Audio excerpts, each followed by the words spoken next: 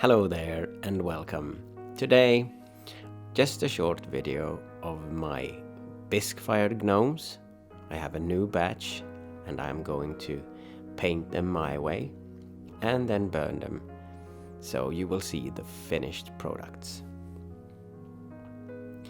First of all, I am going to paint them with my soda mix and oxides.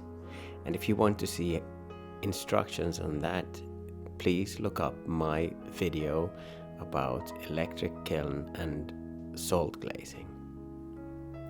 I start by mixing my oxides and my washing soda mix and then use them just like watercolors.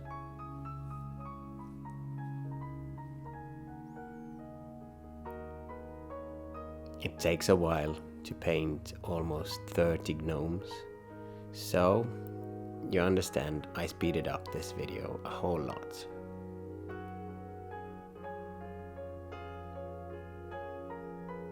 I want to make them all unique, even in the painting, and as you probably see, they all look different.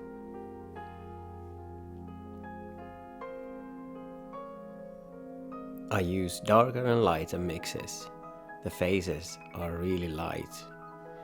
I don't want them to look sunburnt when they are done.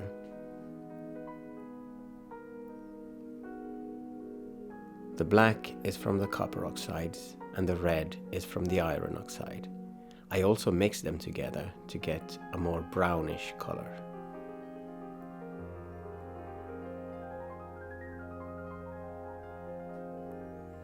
So, unpacking after a fire, I burnt my gnomes in 1250 degrees Celsius, and this is the final result. This is my way of salt glazing. If you liked my video, please remember to subscribe and take a look at my other videos. I give you more examples of salt glazing and many other things. Thanks for watching.